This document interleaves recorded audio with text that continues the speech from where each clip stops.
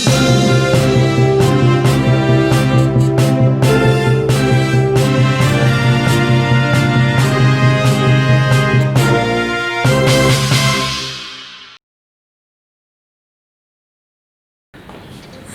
siang sahabat museum, ketemu lagi dalam Bincang Publik di Museum Benteng Vredenburg Yogyakarta. Dan hari ini kita akan membahas satu tema yang cukup menarik, yaitu tentang konservasi koleksi kertas.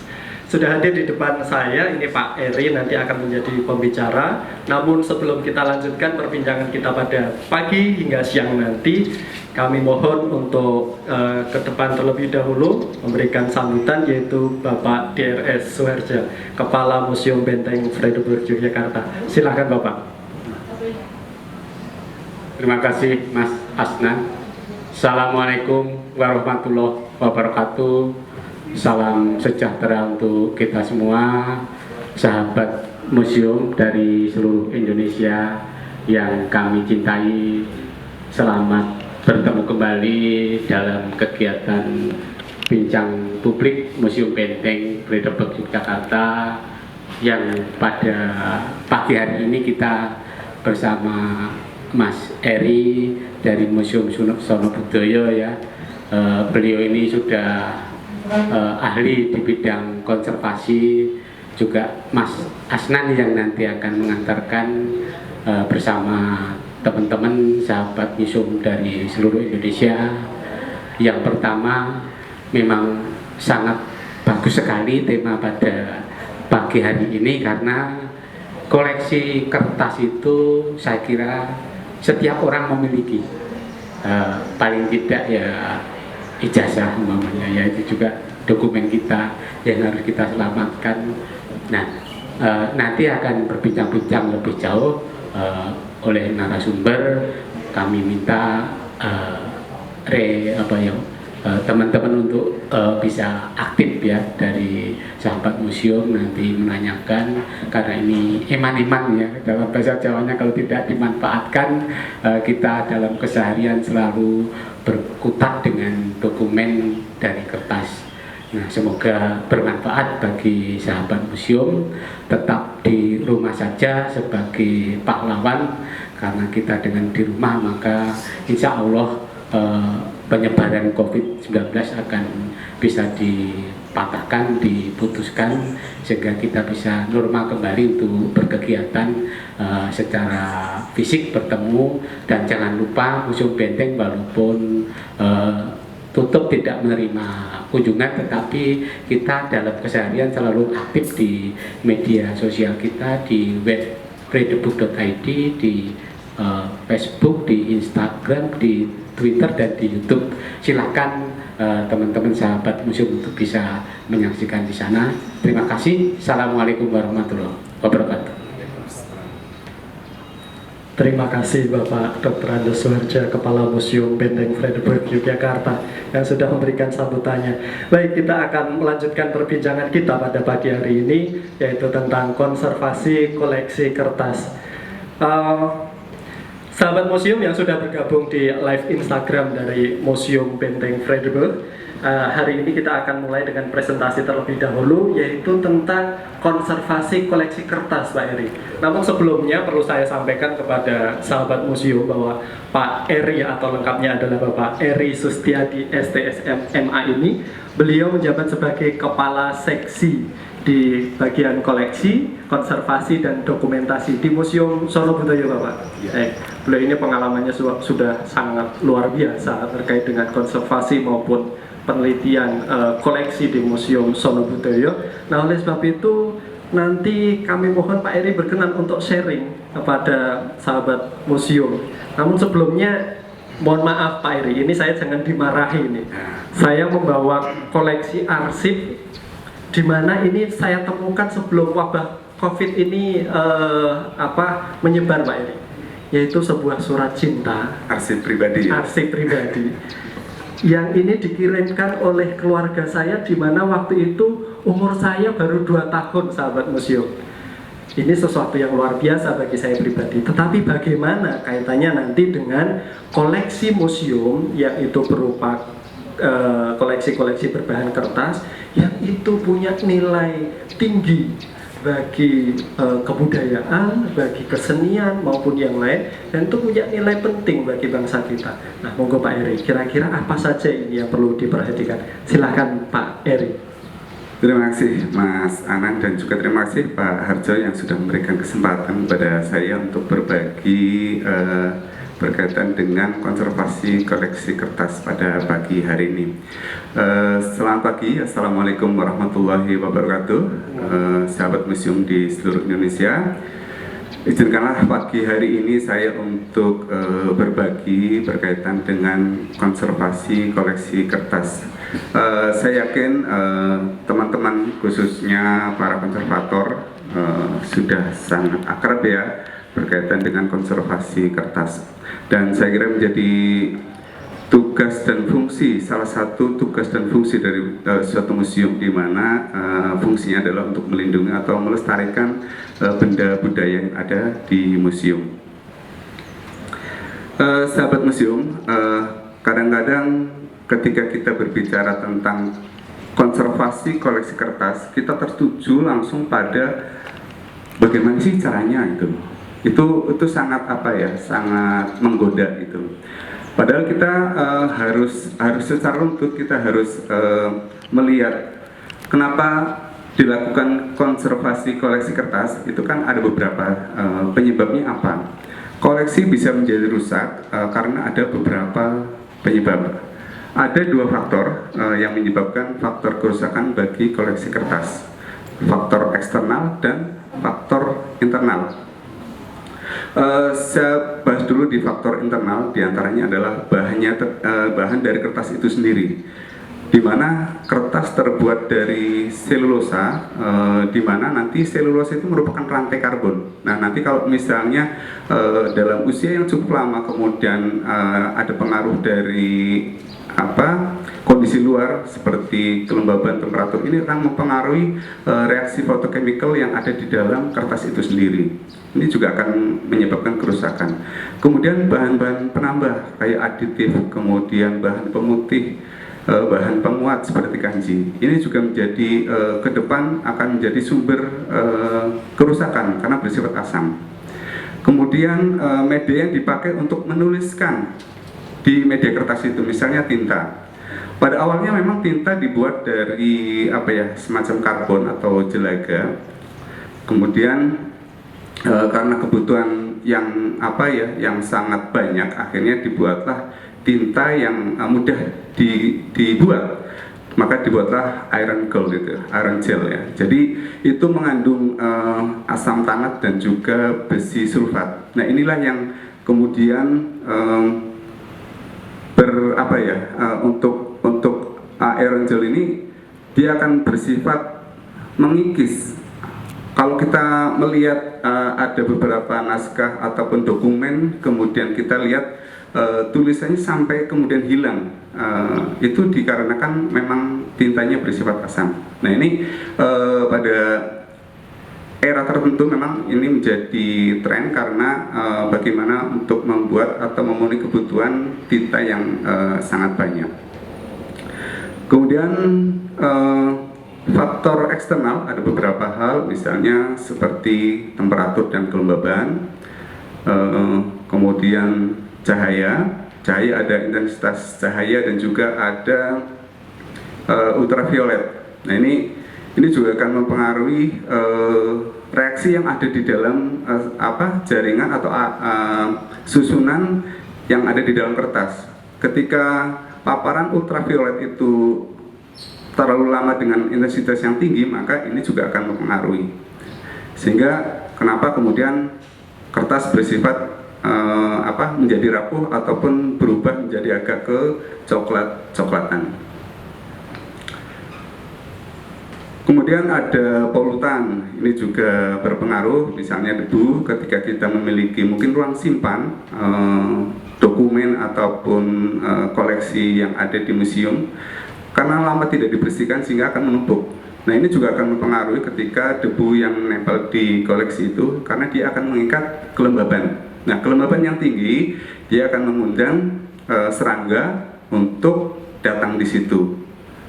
Sementara kertas itu terdiri dari selulosa, di mana selulosa adalah bahan makanan dari serangga itu, sehingga nantinya akan merusak koleksi kertas itu.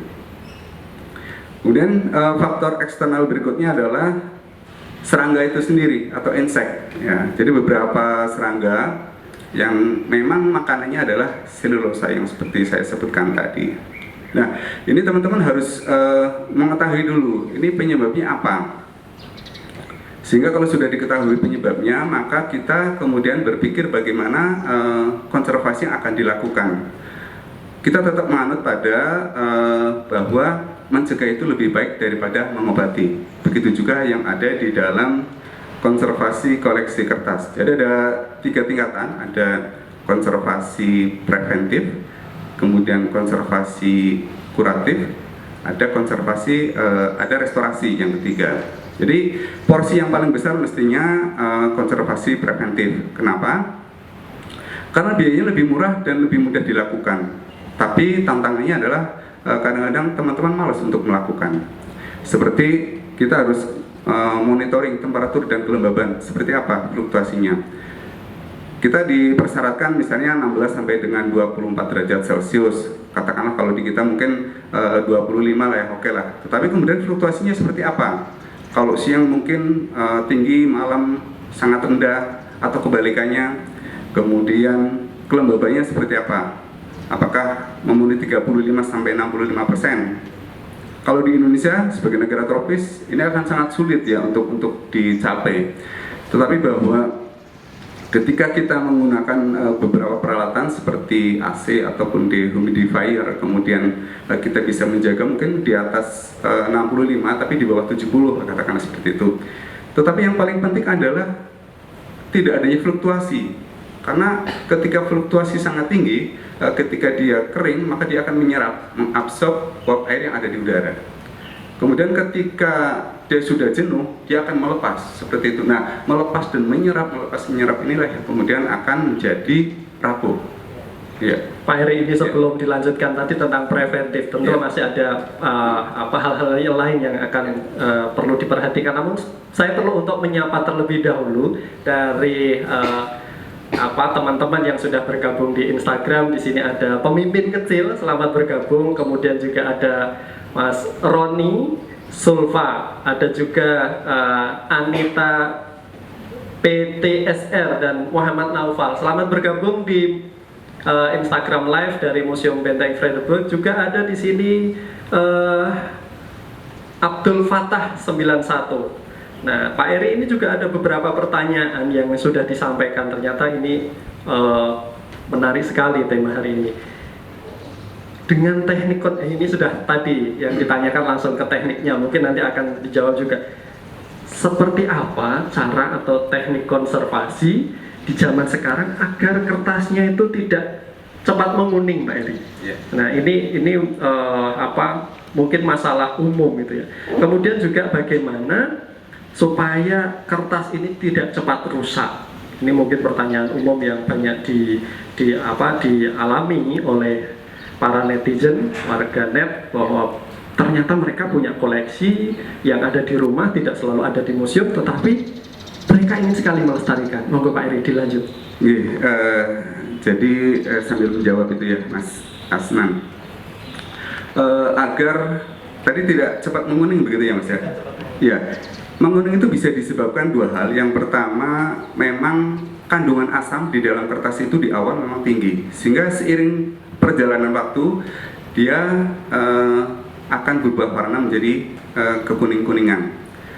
Kemudian faktor kedua adalah ultraviolet. Jadi ketika paparan ultraviolet itu memang tidak terasa ya, ketika kita meletakkan kertas yang berwarna putih kemudian kita letakkan di bawah lampu, nanti nggak terasa mungkin dalam jangka waktu seminggu atau 2 minggu sudah berubah menjadi kekuning-kuningan. Nah, itulah yang kemudian teman-teman tidak sadar bahwa preventif itu sangat penting sekali. Kalau nggak mau cepat kuning, caranya gimana?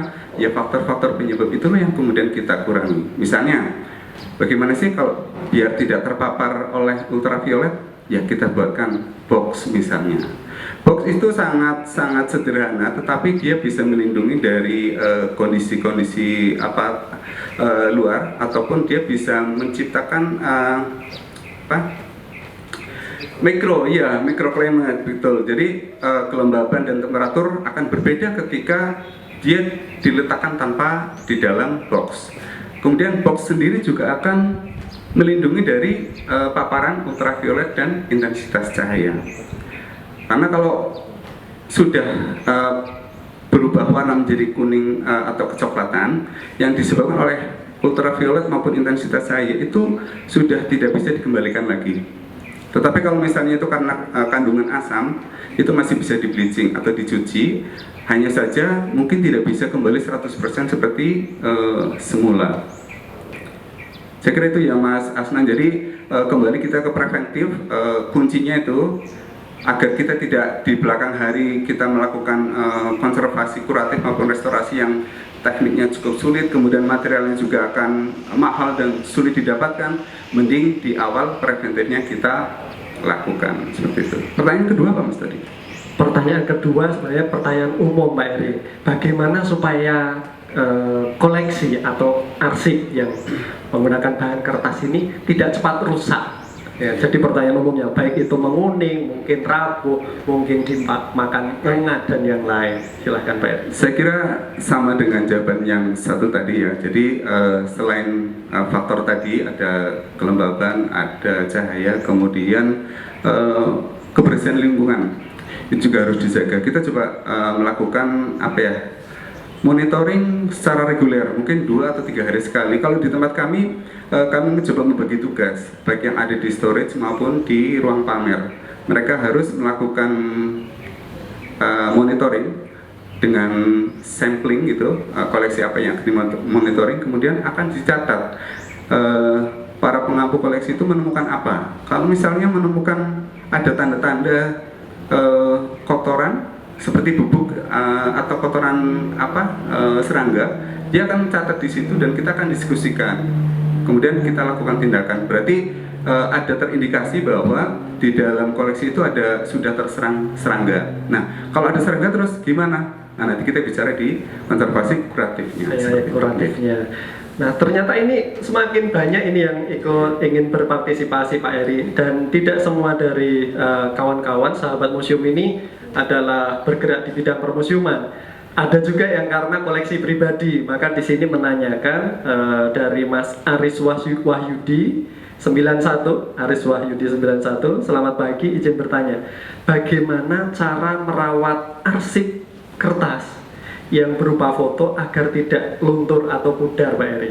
Ini mungkin foto-foto sekarang ya, berbeda mungkin dengan foto-foto yang usianya sudah puluhan atau ratusan tahun.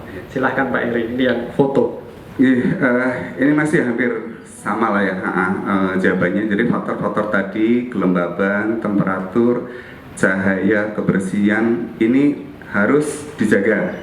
Kemudian satu hal lagi untuk individual dokumen, termasuk mungkin foto ya, itu bisa dibuatkan. Kalau kita beli di toko itu ada semacam folder kayak plastik seperti ini ya Mas ya, itu. Tapi kita bisa buat kalau di arsip ataupun di naskah itu ada standarnya.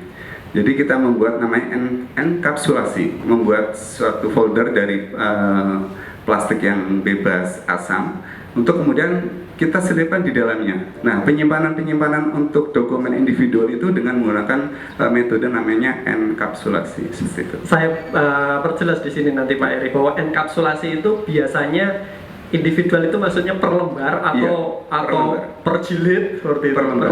Iya. Jadi sahabat museum kalau nanti akan praktek enkapsulasi, semoga nanti Benteng Vredenburg Yogyakarta bisa memfasilitasi untuk praktek-praktek selanjutnya. Tapi ini sifatnya individual. Iya, jadi individual. Per lembar. Mungkin ijazah, foto, ada sertifikat, surat cinta tadi. Surat cinta tadi. Bisa, ya. Silahkan Pak Eri, mungkin bisa dilanjutkan. Ini sekaligus ada pertanyaan terkait dengan serangga Pak Eri. Ya. Ya, serangga. Apalagi kita di daerah tropis. Bagaimana caranya menyegah biar buku bersejarah? Ini buku bersejarah ini macam-macam ini. ataupun koleksi gambar biar tidak dimakan serangga dan cepat rapuh. Kami punya contoh Pak Eri, ini disampaikan oleh Mbak Sulastri 68, terima kasih Mbak Sulastri. Kami juga punya contoh di museum kami, yaitu Museum Sandi, punya koleksi buku yang usianya sudah 75 tahun, hampir 75 tahun, dan itu penting bagi bangsa Indonesia karena sepertinya itu tinggal satu-satunya ada di Indonesia, tetapi kondisinya mungkin tidak sebagus waktu dulu masih digunakan. Kita berada di lingkungan tropis, apalagi sekarang kita WFH Pak Eri, belum tentu setiap hari kita cek koleksi arsip kita, baik itu di rumah maupun di kantor. Ini bagaimana dengan serangga? Jadi memang sudah dari sananya Mas katanya. Memang kertas itu terdiri dari selulosa yang mana selulosa itu menjadi bahan makanan bagi serangga, sehingga mau nggak mau dia akan mencari itu. Nah, caranya gimana biar si serangga itu nggak datang? Yang pertama itu tadi kebersihan lingkungan. Kita harus sering checking ada nggak tanda-tanda. Kemudian kita juga sering melakukan sampling dengan membuka. Saya kira akan bisa terdeteksi ketika kemudian ada koleksi kertas yang terserang serangga seperti itu, sehingga lebih dini kita akan melakukan treatmentnya seperti apa kalau misalnya terserang serangga. Bisa jadi kemudian kita membuat box, itu juga akan mengurangi resiko dari serangan serangga. Seperti itu Mas. Baik Pak Edi, ini sahabat museum, pertanyaan dan juga tanggapan di Instagram semakin banyak. Jadi ini Pak Eri nanti akan tetap menyampaikan tentang preservasi, kemudian yang lain, apa saja yang bisa kita lakukan kalau koleksi itu sudah betul-betul rusak misalnya. Tapi ini ada juga yang kemudian sudah bergabung, ini Mbak Rahayu Trisna 1219. Terima kasih sudah bergabung. Pertanyaannya, perlukah kita juga menentukan bahan ataupun material box untuk menyimpan kertas Pak Eri? Jangan-jangan kita membuat boxnya asal ambil, kemudian itu ternyata malah mengundang serangga, mengundang pengganggu dan yang lain. Silahkan Pak Eri. Ya, memang ada bahan khusus untuk kertas pembuat box. Jadi intinya kenapa kebanyakan untuk material-material ini harus acid free. Iya, karena ketika kita menggunakan kertas yang kemudian mengandung asam, dia akan mentransfer kepada koleksi di dalamnya. Ini yang kemudian juga berpengaruh terhadap kerusakan koleksi, sehingga standar untuk pembuatan box maupun bahan-bahan material untuk konservasi dan restorasi itu mesti harus bebas asam. Ini yang kemudian kita sulit untuk mencari di Indonesia, karena kebanyakan dari bahan-bahan ini adalah masih produk impor seperti itu. Jadi jangan sampai maksud kita mau melindungi, ternyata malah mendatangkan masalah baru. Betul. Baik Pak Eri, ini satu pertanyaan lagi atau saya sampaikan sekaligus. Ini nanti kemudian Pak Eri bisa melanjutkan untuk hal-hal yang lainnya, yaitu tentang bagaimana ini Pak Eri membedakan antara arsip asli dan tiruan dilihat dari jenis kertasnya. Ini disampaikan oleh Pak Abdul Muthalib 9706. Kemudian juga ada bagaimana melakukan proses fumigasi dan freezing untuk mengantisipasi serangga, terutama serangga maupun jamur Pak Eri. Silakan, ini disampaikan oleh Mas Yoven Him. Silakan. Yang pertama berkaitan dengan originalitas ya. Jadi tentu ini kalau konservator maaf, biasanya dari sisi bahannya. Kalau memang itu dari kertas Eropa katakanlah, mungkin tapi kalau keaslian bahwa arsip ini asli atau tidak tentu banyak faktor ya. Nanti mungkin teman-teman dari filolog atau dari orang arsip sendiri bisa berperan juga di situ menjadi sebuah tim ya. Tetapi bahwa dari sisi dari bahan misalnya, oke katakanlah di era tahun 40-an misalnya gitu ya.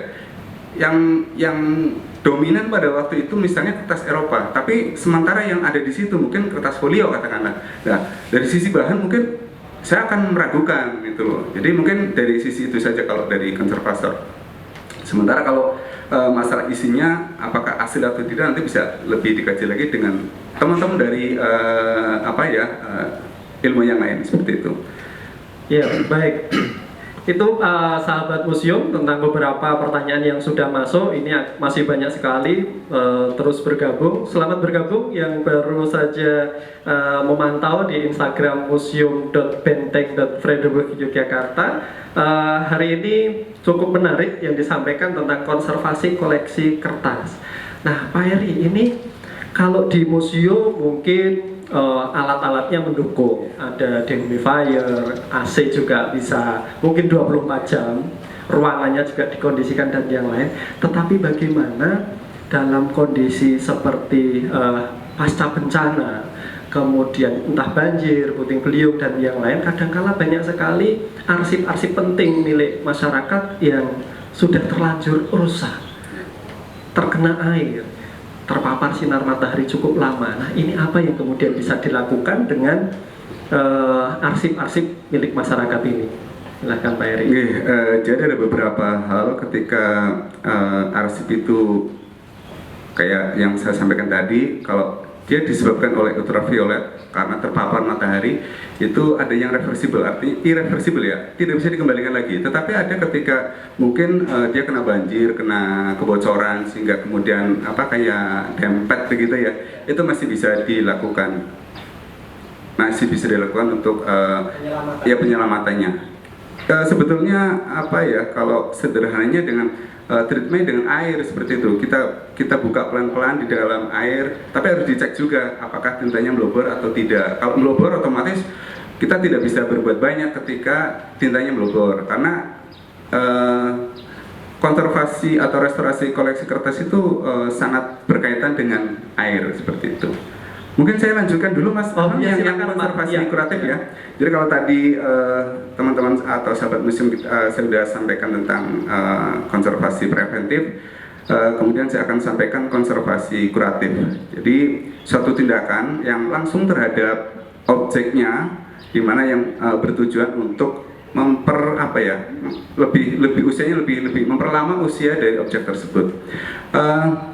Beberapa tindakan konservasi kuratif diantaranya tadi yang disampaikan, misalnya kita mengindikasikan ada serangan hama atau serangga, maka kita harus melakukan killing insect terhadap area yang ada di sekitar itu. Kalau misalnya kita menata koleksi itu dalam beberapa rak, maka dalam satu rak atau di atas satu rak di atas, satu rak di bawah, samping satu, kanan satu, itu harus dilakukan treatment. Ya, beberapa treatment untuk pembunuhan serangga. Yang pertama ditanyakan tadi ada freezing ya, proses pendinginan, kemudian ada proses heating atau dengan proses pemanasan. Kemudian fumigasi ada beberapa cara. Kalau dulu dengan memasukkan ke dalam ruang kedap udara, kemudian ditambahkan dengan bahan kimia, karbon disulfid dan karbon tetrakloride. Tapi sekarang sudah tidak diperbolehkan. Mohon maaf, saya agak batuk ini.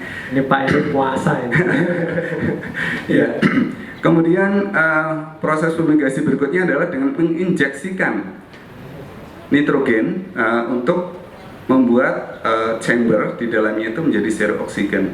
Ya, tidak zero, tetapi kandungan oksigennya menjadi sangat-sangat kecil, mungkin 0,05% seperti itu. Sehingga serangga-serangga yang sebenarnya aerob itu tidak memiliki kesempatan untuk bernafas, gitu Pak Heri ya.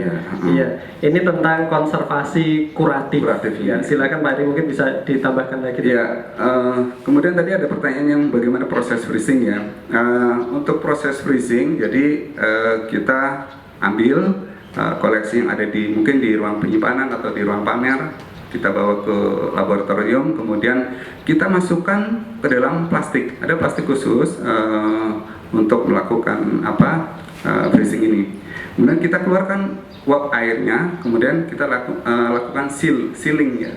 Kenapa? Karena ketika kita akan melakukan freezing dengan suhu minus mungkin 20 derajat Celcius, ketika ada uap air di dalamnya, maka akan terjadi pengembunan, dan ketika itu mengembun, maka akan membasahi naskah tersebut. Nah, apabila kemudian tintanya juga bersifat blobor, ini juga nanti ketika diambil udah seperti surat cinta tadi itu Mas, udah blobor gitu. Itu dengan vakum sealer namanya ya. ada beberapa tipe, saya lihat di Museum Benteng juga sudah ada. Kemudian setelah kita vakum sealer, kita akan masukkan ke dalam freezing. Nah, untuk menentukan lamanya freezing berapa hari, kita bisa lihat di grafiknya siapa saya lupa. Ada grafik antara temperatur kemudian lamanya mungkin sangat panas sekali sehingga fluktuatif. Ini tidak cocok untuk kita terapkan. Ya. Mungkin ini teknologi yang bisa diterapkan oleh netizen di rumah Pak Eri. Tetapi perlu juga kami tegaskan, apakah nanti penggunaan plastik hitam itu tidak menambah asam dari kertasnya, atau ada plastik khusus yang bisa digunakan? Karena ini pasti sangat bermanfaat bagi sahabat museum di rumah. Ya. Jadi kita nggak langsung dibungkus, tetapi kita seperti membuat kayak rumah gitu ya. Nah, dom seperti itu kecil, atau tergantung dari objeknya seperti apa ukurannya. Seperti dom, kemudian kita letakkan di dalam. Kemudian kalau kita khawatir apakah itu berpengaruh terhadap koleksi atau tidak, misalnya kandungan asamnya, kita bisa selalu melakukan checking dengan pH meter atau baik yang digital maupun yang dengan model strip seperti itu. Itu Mas. Baik. Sudah ada yang bergabung lagi di Instagram Live. Di sini ada Sila Sabto. Halo, selamat pagi Bu Sila. Ini menanyakan kepada Pak Eri. Pak Eri, adakah kertas bebas asam yang ini tidak harus impor? Tentu saja kalau impor biayanya mahal dan juga menunggu waktunya tidak sebentar. Yang ini setidaknya bisa untuk proteksi, baik itu lukisan maupun dokumen-dokumen yang lain, terutama untuk pada saat penyimpanan Pak Eri. Nah, ini yang agak repot ini pertanyaannya, karena selama ini saya untuk bahan-bahan yang bebas asam itu memang masih iya. Hanya saja kemarin kita mencetak hasil transliterasi naskah itu kita cetak di dalam seperti kertas HVS, tetapi yang bebas asam. Nah, itu bisa kita dapatkan di Indonesia. Sebenarnya saya ada katalognya. Jadi kemudian di situ ada beberapa logo, salah satunya adalah acid free. Nah, itu kami ada, mungkin kalau misalnya yang berminat nanti saya lupa tidak membawa katalognya Pak. Iya, katalognya, sehingga teman-teman bisa nanti kalau membutuhkan, tapi bentuknya seperti HVS ya, HVS. Jadi mungkin bisa untuk melapisi permukaan lukisan ataupun objek yang lain, Mas. Iya, jadi ini kesempatan di mana kami saat ini sedang WFH, Museum Sonobudoyo, Museum Benteng Frederick, dan juga museum-museum lain di Yogyakarta maupun di Indonesia siap berbagi ilmu. Jadi manakala nanti kondisi sudah relatif normal, sahabat museum bisa berkunjung ke Museum Benteng Frederick atau juga ketemu Pak Eri di Museum Sonobudoyo untuk menanyakan lebih dalam tentang bagaimana teknologi konservasi dengan kertas-kertas khusus tadi ya Pak Eri. Silahkan, mungkin ada yang bisa dilanjutkan Pak Eri. Tadi sudah kita melakukan killing insect ya untuk kuratifnya. Kemudian yang selanjutnya adalah biasanya orang melihat naskah ataupun kertas yang sobek kemudian ditambal dengan selotip gitu ya. Nah, ini juga sebenarnya tidak benar, karena selotip itu ternyata juga mengandung asam. Ada banyak jenis selotip, ada yang namanya Scotch tape, itu yang seperti yang kita temukan sehari-hari, bentuknya tipis, kemudian transparan ya, bening. Kemudian ada double side ya, tape, double tape itu juga ada. Kemudian paper tape itu juga ada. Kemudian sensitive pressure tape itu juga hampir mirip dengan Scotch tape, tetapi lebih tebal dan lebih lebar.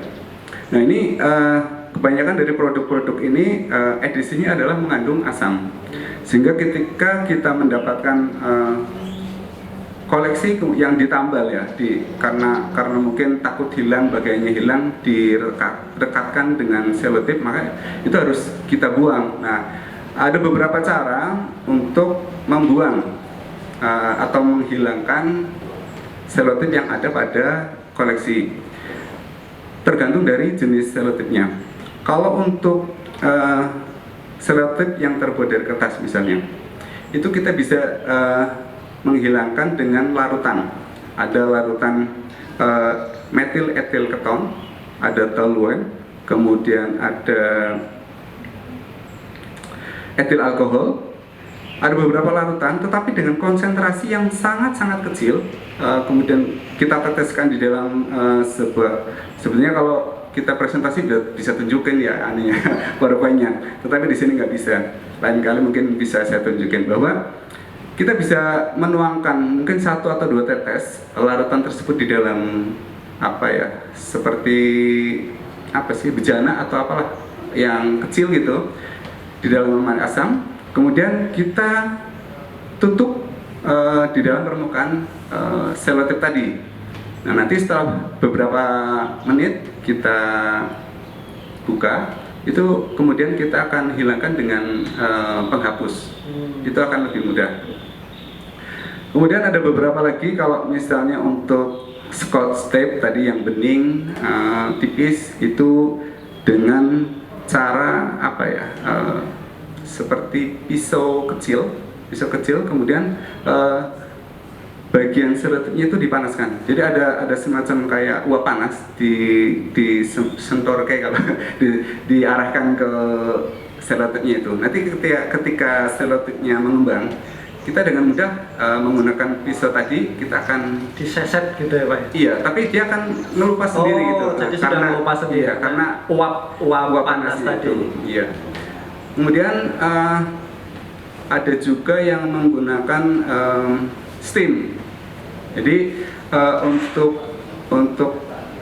kalau nggak salah untuk tape jenis kertas juga ya, kita bisa semprotkan steam tadi, kemudian kita menggunakan pisau tipis, pisau kecil itu, kita juga akan bisa menghilangkan dengan pelan-pelan seperti itu. Ya, Pak Heri, ini kemudian juga masih ada pertanyaan dari netizen, ini dari Saripah Nur. Bapak izin bertanya, apakah proses yang tadi sudah disebutkan sebelum kita membahas ini Pak, yaitu tentang pendinginan dan pemanasan itu bisa dilakukan pada benda yang sama? Misalnya saya punya kertas, kadang saya melakukan konservasi ini dengan proses pendinginan, tetapi suatu ketika juga saya ganti dengan proses pemanasan. Ini apakah juga aman kalau dilakukan terhadap satu koleksi yang sama? Kemudian juga ada pertanyaan lain, tinta Pak. Koleksi yang berbahan kertas ini kan sebenarnya yang kita selamatkan kan dokumennya. Nah, kadangkala bagaimana dengan tintanya? Apakah itu juga perlu dipertimbangkan jenis tintanya, tentang penggunaan pendinginan, pemanasan, ataupun dengan tadi diberi uap dan yang lain? Silakan Pak Eri. Ya, yang pertama tadi apa Mas? Saya lupa. Iya, koleksi yang sama. Memang secara data saya belum pernah melakukan itu karena di tempat kami hanya freezing aja yang dilakukan. Akan tetapi ketika kita melakukan treatment kan tidak kemudian secara langsung atau berurutan ya. Setelah di freezing kemudian mungkin selang berapa besok mau heating gitu kan nggak mungkin. Jadi tergantung kita melihat kondisi koleksi tersebut. Tentunya ada jarak.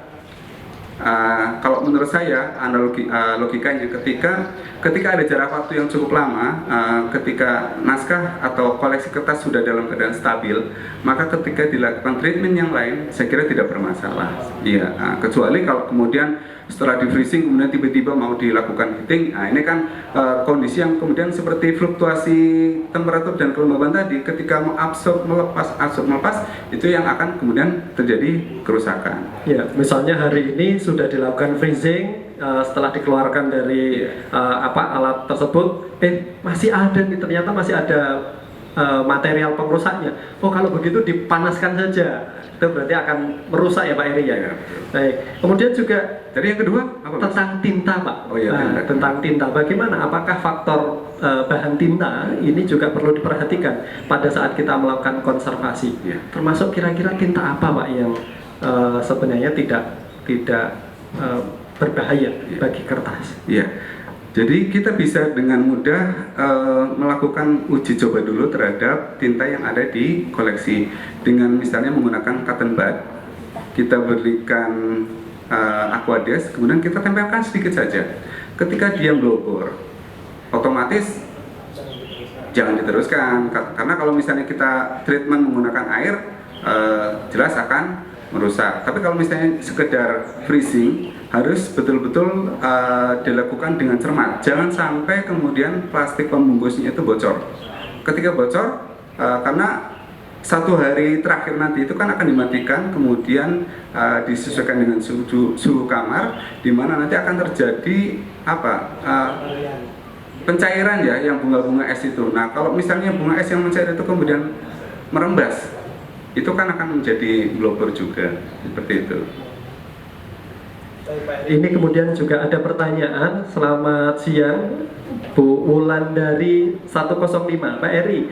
Bagaimana di Museum Bapak, Museum Sora Budaya mengonservasi kertas atau mungkin koleksi daluan yang sudah tua beberapa tahun? Bagaimana cara konservasinya jika ada unsur warnanya? Misalnya entah wayang ataupun arsip yang menggunakan daluang atau kertas lama, Pak.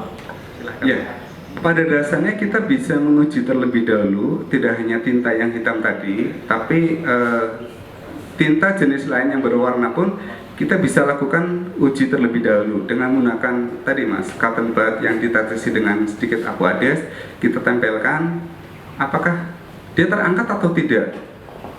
Ini sama dengan kasusnya di wayang kulit misalnya. Ketika kita akan melakukan treatment yang berkaitan dengan cairan atau larutan, maka kita uji coba dulu. Kita ambil sampling. Ketika tidak ada warna yang terangkat, artinya ini aman. Kita bisa lakukan dilanjutkan. Tapi kalau misalnya kemudian terbawa, ya kita sudah tidak karena kalau dilanjutkan ini juga akan menambah kerusakan dari objek tersebut. Mau menyelamatkan ternyata malah melanjutkan kerusakan. Nah, ini juga bagaimana Pak Eri dengan arsip-arsip yang ternyata teksnya ataupun gambarnya di atas kertas itu sudah cukup buram? Apakah cocok jika menggunakan teknik freezing? Dan kira-kira apakah bisa diperkirakan berapa persen tingkat keberhasilannya apabila sudah cukup buram tulisan teks di atasnya? Kalau buram tidaknya itu tidak mempengaruhi di proses freezingnya. Jadi selama itu tintanya ketika buram pun kita uji ya, blobber enggak gitu loh. Kalau nggak blobber nggak pengaruh. Jadi ketika kita akan melakukan proses freezing dengan kondisi naskah atau koleksi yang sudah buram itu tidak pengaruh.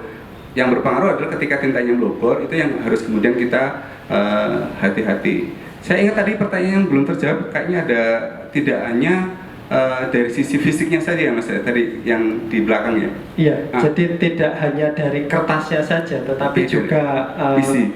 Isinya. Iya, kan betul. Tentang tintanya bagaimana? Iya, jadi kalau kita kan preservasi ataupun konservasi kan dari sisi tangible maupun intangible. Ketika kita melakukan konservasi secara fisik, ini tangible-nya ya. Tetapi bagaimana ketika kandungan-kandungan yang ada di dalamnya ini biar ketika nanti sudah tidak bisa, katakanlah pahitnya gitu ya, tidak bisa diselamatkan lagi karena sudah rapuh kemudian hancur, kita harus melakukan preservasi terhadap isinya dengan salah satunya adalah digitalisasi naskah. Maka ketika objek tersebut sudah tidak bisa diselamatkan lagi, maka isi tersebut masih bisa dimanfaatkan oleh masyarakat ataupun generasi yang akan datang. Iya, kemudian ini masih berlanjut Pak Eri. Mohon Pak Eri berkenan untuk melayani pertanyaan dari netizen. Ini tentang uang kuno Pak Eri. Jadi uang kuno yang berupa uang kertas ini untuk konservasinya bagaimana? Ada juga yang pernah saya dengar itu dengan teknik bleaching itu sebenarnya apa Pak Eri untuk uang-uang kuno ini disampaikan oleh Mas Sony Saifuddin. Nah ini teman saya Pak Eri. Teman saya juga. Temannya Pak Eri juga. Ya. Oh iya. Nanti tanya di musim aja ya. Kayaknya sudah WA langsung. Iya, Mas Sony. Jadi berkaitan dengan tergantung dari kerusakannya apa ya. Kalau misalnya konservasi kan tidak hanya melihat, kadang-kadang mungkin Mas Sony menyimpan uangnya terlalu banyak gitu, uang kertas semua lemari itu banyak banget, nggak pernah dilihat, kemudian banyak serangganya dimakan ngenget seperti itu, nggak pernah dibelanjakan karena WFH gitu ya. Itu juga bisa dilakukan proses kalau kita anggap sebagai sebuah koleksi kemudian seperti itu ya. Tapi kemudian ketika mungkin karena sudah sudah terlalu lama nggak dipakai, tadi dimakan serangga, sudah berlubang. Ketika dia menginginkan untuk dilakukan penambalan, bisa. Jadi dengan menggunakan Japanese paper, dengan with touch paste, perkatnya ataupun adhesifnya, ataupun menggunakan CMC, itu bisa untuk menambal koleksi kertas termasuk uang seperti itu. Ya, ini khusus untuk pertanyaan dari KSN, saya eja karena ini semuanya vokal. KHSNRZQK. Ini kertas bebas asam bisa dibeli di mana? Tadi sebenarnya Pak Eri sudah menyampaikan bahwa ini kebanyakan kita masih impor ya Pak Eri ya. Tetapi nanti apabila menghendaki untuk tahu di Indonesia belinya di mana, semoga saja tidak lama lagi kita bisa berkunjung ke Museum Benteng Frederick Yogyakarta, ke Museum Sonobudoyo untuk bertemu dengan para konservator. Nah ini nanti kertas ini bisa didapatkan di mana? Silakan. Kita berharap bersama. Pak Eri, silahkan Ya, ada yang bisa disampaikan. Tadi saya lanjutkan, Mas Asnan menanyakan pencucian ya. Ya. Ya, memang untuk konservasi kuratif berikutnya adalah pencucian. Jadi kalau misalnya koleksi kita ditemukan menjadi kecoklatan atau kekuning-kuningan, maka itu menjadi indikasi bahwa itu disebabkan oleh kandungan asam yang tinggi. Kalau dibiarkan saja, awalnya mungkin perubahan warna saja, tetapi kalau dibiarkan terus, itu akan jadi karena ada reaksi fotochemical di dalamnya, sehingga rantai-rantai karbon yang ada di dalamnya menjadi putus, itu yang menjadikan kemudian menjadi rapuh. Nah, ini harus segera dilakukan tindakan. Tapi balik ke belakang tadi, bahwa kita harus menguji dulu. Yang pertama, tintanya. Wanti-wanti saya selalu gitu, jangan kemudian wah tak nyuci gitu loh, padahal tintanya melebur. Kita cek dulu tintanya, kemudian kita cek dulu asamnya, pH-nya. pH-nya berapa? Kalau memang misalnya 4 atau 3 itu kan asam sekali misalnya gitu loh. Kita dengan menggunakan yang strip cat itu kan bisa ya, yang sederhana. Kalau yang digital mungkin teman-teman juga saya kan sudah punya, tapi lebih murah gitu kalau yang pakai yang strip cat itu ya. Kita cocokkan, kemudian tapi juga kadang-kadang kita harus perhatikan juga aquades yang dipakai kadang-kadang memang sudah bersifat asam gitu loh. Jadi mestinya kan pH-nya normal. Jadi harus dicek dulu aquadesnya berapa pH-nya. Kalau memang normal, itu bisa kita gunakan untuk mengecek kondisi keasaman dari kertas tersebut. Ketika kita cek kemudian memang betul asamnya tinggi atau mungkin di bawah, yang jelas di bawah 7 ya, maka baru kita bisa lakukan treatment pencucian itu. Sedangkan kalau misalnya ternyata setelah dicek pH-nya mungkin di atas 7, artinya perubahan warna itu bukan disebabkan oleh tingkat keasaman, tetapi bisa jadi itu oleh paparan dari ultraviolet. Nah ini juga harus dibedakan, jangan kemudian serta-merta ketika kita mendapatkan koleksi yang menurut kita, wah ini karena asam, kita cuci gitu, nggak bisa. Karena ketika